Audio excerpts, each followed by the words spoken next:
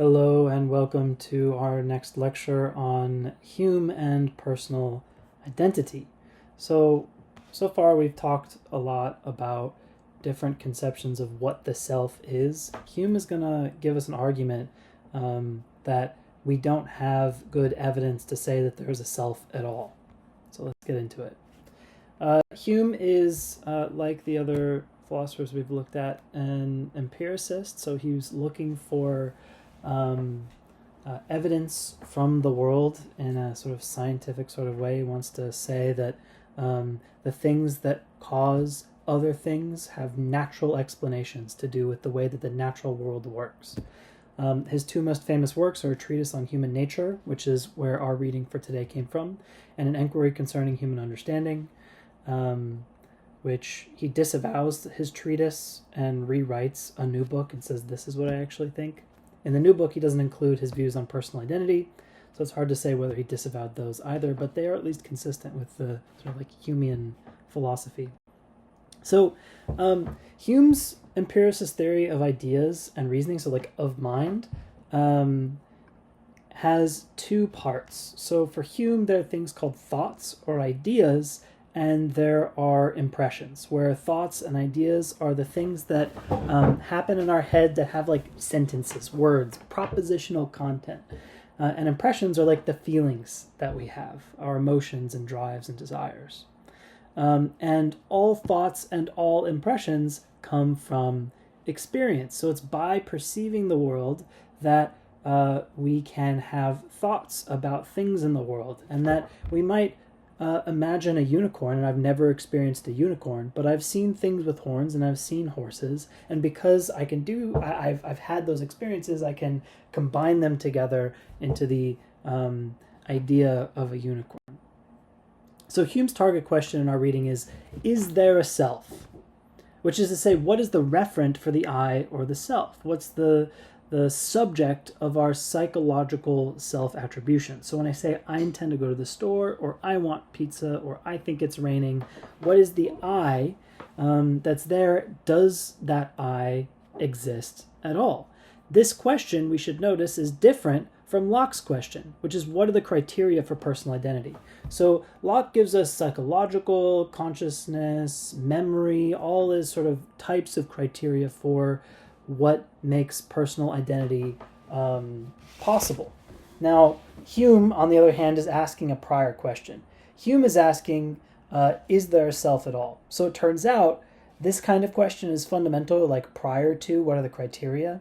So if I said, is there such a thing as a unicorn, you would need to say yes before I asked you, okay, what is a unicorn then? At least in as much as such a thing exists. And Hume is asking an earlier question than Locke does about self. And Hume's answer to this question, is there a self, is going to be a negative answer. He's going to say, look, there's no self. And I can tell you this because there's no good evidence for the existence of a self or of an I. So there's this eliminativist claim. He's eliminating the concept of self, which is very strong, and he's saying like there does not exist such a thing that. But there's sort of a sub-part to his argument, a different kind of claim, which is weaker and has to do with what we're licensed to know epistemically, which is that we can't know that there's a self. So Hume is sometimes interpreted as saying there's no self, and sometimes that we don't know that there's a self. And how you read Hume is up to you. But Hume at least doesn't think that we can ask what are the criteria for personal identity, because he doesn't think that there are any, because there isn't personal identity at all.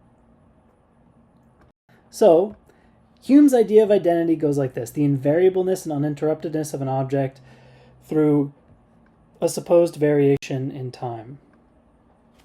And if this is what must be satisfied for a person to persist through time, then no persons ever persist as identical selves, because the person at time one has a different property and is interrupted by time and events as the person at time two.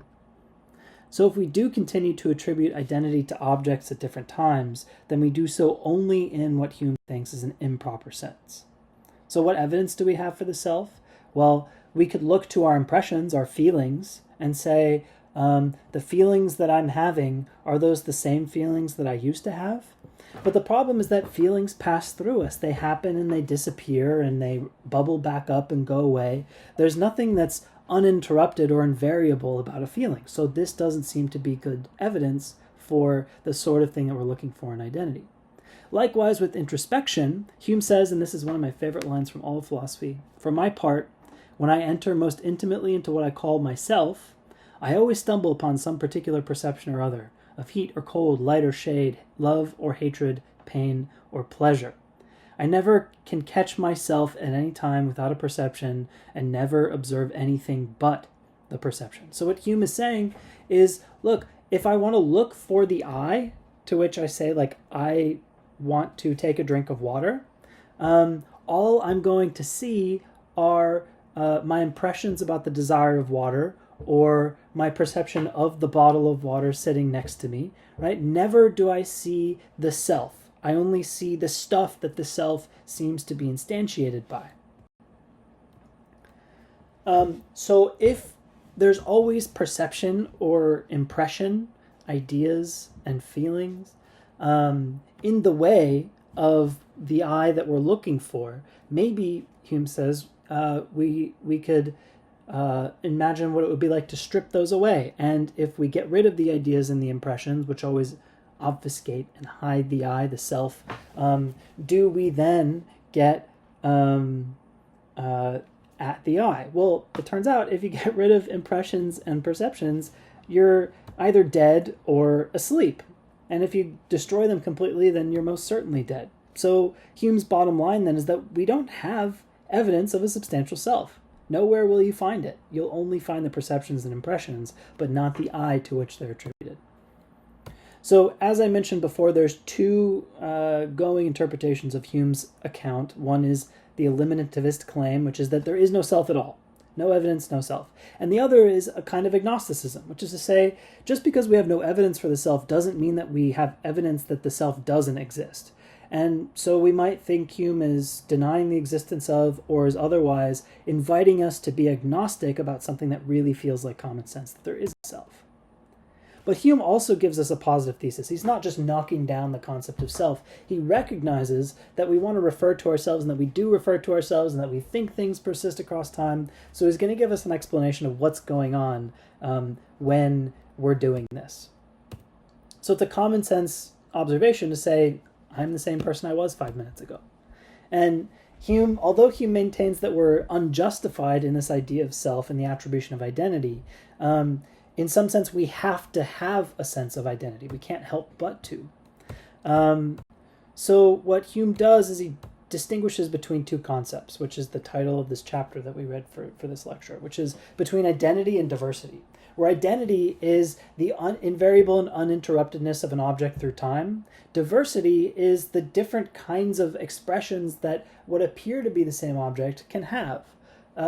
And often what happens with personal identity and the persistence of objects is that we mistake diversity for identity. We call what's really diversity identity when it shouldn't be called that. And he says the reason that diversity tricks us into thinking it's identity is because of resemblance. Because two objects look like one another, or two impressions feel like one another, that we think that they're the same thing. But we don't have evidence to prove that they're the same thing. And so Hume is going to say we're not licensed to therefore conclude that they are. So you might think the acorn resembles the sapling, or the sproutling, which resembles the sapling, which resembles the young tree, which resembles the adult tree, which resembles the old growth. But each stage, it's not transitive. It doesn't resemble the old stages. But because there's this persistence of resemblance, that we attribute an organization and an identity to the acorn and to the oak tree. But it's not on the basis of being the same thing, invariable and uninterrupted. All sorts of interruptions occur, as when the roots and the sprouts grow out of the acorn. It interrupts its cohesive nut. And likewise, it's not invariable, because as the nut becomes the tree, it's varying quite a lot, right? The great tree is much different than the humble acorn. So Hume's account of our idea of self is just another instance of this psychological phenomenon of identity-like resemblance. And this resemblance and identity occur on the basis of memory and imagination. So when I look at an object, let's say my hand, I'm looking at my hand and then I close my eyes, I no longer see it. I don't know that it's there. I have other reason to think that it's there, but at least on the basis of visual perception, I'm receiving no input from my hand. And then I open my eyes again and there it is. And I think, okay, the hand I looked at just then was the same as the one I looked at before because they looked exactly the same. The same can be true of objects in our memory. So when we look inwards and introspect and we see impressions and ideas and they feel and seem and think like those that we had before, they resemble, much like the hand, the object in space, or in this image, the tomato. And by memory, we get resemblance, which makes us take diverse ideas, each individual in its own right, and collapse them into an identity. And the same is true for perception as well.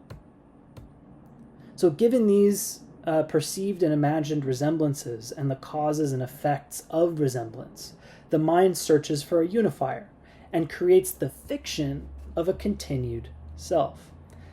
We can't help but to impose identity on the world. It's just something the mind does. And it's useful and helpful, but it's not something we can deductively reason on the basis of evidence for. So says Hume. So wrapping it up, our experience reveals resemblance and causal relations between perceptions, and the transition between perceptions is coherent and smooth, usually. So I close my eyes, I open them again, and it's the same stuff out there. By our very nature, we imagine that there must be some unifying thing, a continued mind or self that enables or explains this unity and the coherence of experience. And the resulting idea of self is no less fiction and is thus unjustified.